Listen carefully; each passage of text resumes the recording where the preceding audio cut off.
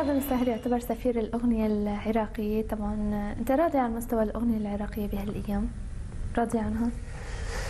والله إذا تريدون تتكلموا عن الأغنية العراقية راح تشوفون بنفسكم الأستاذ حسين نعمة والأستاذ ياس خضر، راح تشوفون أنتم هي هاي الأغنية العراقية. احنا شفناهم.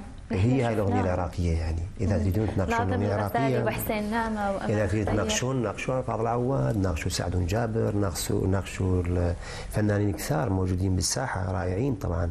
فيها أغاني عراقية فيها معاني، يعني إذا تسمعيها للأسف اللهجة العراقية مو الكل يفهمها، ولكن هم غنوا أغاني فيها معاني يعني مرات الجسم يعني بصراحة يبرد في عز الصيف. أنا كنت في لي حوار مع الفنان ياس خضر، فعلا غنى نعم. إحدى أغانيه محمد من أجمل الأغاني، إعزاز تايبين، مجموعة كبيرة عند حن وأنا حن طبعا مزبوط.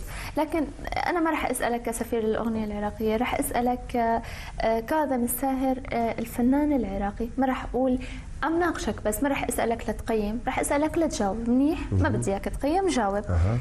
الأغنية العراقية هلا أنا مثلا سورية بقيم الأغنية السورية إنه بدها أحسن. كعراقي شو رأيك بالأغنية العراقية؟ الحديثة يعني؟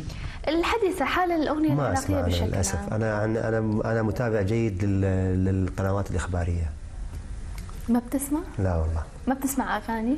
والله ما أسمع أغاني إلا ما ندر، يمكن بطريق الصدفة أكون مع صديق وهو حاط مثلا موسيقى، أقول له شو نطفيها شوية نسمع أخبار عن بلدي، عن الدنيا ايش صار فيها ما صار. ما بيهمك تعرف مثلا على الساحة العراقية لا. الأصوات الجديدة، أصوات الشعب؟ لا، على الساحة العربية كلها ما أسمعها أنا، لأن الظرف الآن اللي شاغلني غير مانعني أن حاليا هو اللي شاغلك، لكن قبل؟ حتى قبل تفرغي لموسيقتي وهذا ما يخليني حتى لا تأثر. أنا أسمع مختلف. إذا تسمعي الكاستات اللي عندي ما تصدقي.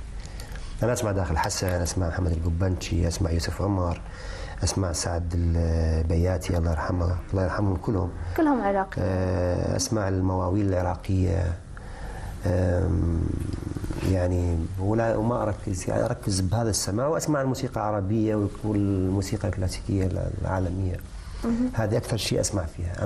أما أجلس أمام التلفزيون وحتى قنوات منوعات لا والله.